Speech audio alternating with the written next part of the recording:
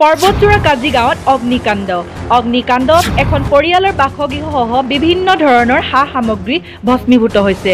কিন্তু এখন কোৰাণ আছিল, কোৰাণখনৰ কোনো ক্ষতিসাধন হোৱা নাই। নামনি অসমৰ কোকৰাঝাৰ জিলা কাজিগাঁৱত এক অগ্নিকাণ্ড সংঘটিত হয়।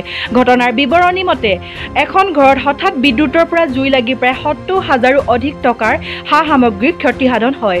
উল্লেখযোগ্য যে পৰিয়ালটোৰ বাসগৃহত জুই লাগি ঘৰৰ সকলো বস্তু বাহিনী জ্বলি গৈছে যদিও এখন কোৰাণ জ্বলা নাই। ইয়াক লৈ পৰ্বতজোৰাৰ কাজিগাঁৱত এক আতংকময়ৰ সৃষ্টি হৈছে। বিশ্বাস কৰিব লাগিব যে সকলো জাতি জনগোষ্ঠীৰ লোক যদিও ভাল নহয়, কিন্তু কোনো জাতি জনগোষ্ঠীৰ ধৰ্মীয় গ্ৰন্থ বেয়া নহয়। সেইবাবে কোনো জাতি জনগোষ্ঠীৰ লোকৰ গ্ৰন্থত অৱহেলিত কৰিব নালাগে।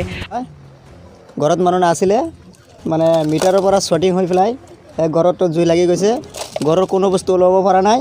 সৰু এটা কেঁচু আছিল, সেইটো মানে চিঞৰি মানে ঘৰৰ পৰা লৈ গৈছে। আৰু আশে পাশে মানুহবিলাকে আহিছিলে, সেইবোৰ গম পাই সিহঁতে দৌৰি আহিছে। দৌৰি অহাৰ পিছত মানে ঘৰটো পূৰা জ্বলি গৈছে, মানে কোনেও ৰক্ষা কৰিব পৰা নাই।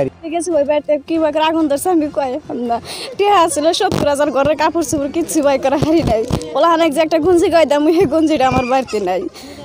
মিটার থেকে আগুন ধরছিল। যিনি মিটার আসলে আমি তাই ওইখানে আগুন পাইলাম। কিমান টাকার মুরগি আসল আপনার ঘরে? হাঁস মুরগি তো মুরগি বান্ধ ২-৩টা কুইছে আছে। কিমান টাকা আছিল আপনার? ৭০,০০০ টাকা। ৭০,০০০ টাকা আছিল। তো এতিয়া সরকারক কি আহ্বান জানাবো আপনি?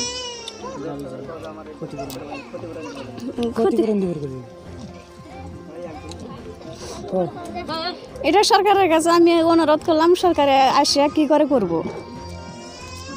ঠিক আছে। ছিল কোরআনটা তথাপি পড়ে নাই। মানে জুই লাগা অবস্থায় মানে কোরআনখন পড়া নাই। হ্যাঁ, জুই লাগা অবস্থায় কোরআনটা পড়া যায় নাই। ঠিক আছে। পৰ্বতজোৰাৰ পৰা নুৰ ইছলাম শেখৰ ৰিপৰ্ট, টাইম লাইভ আছাম।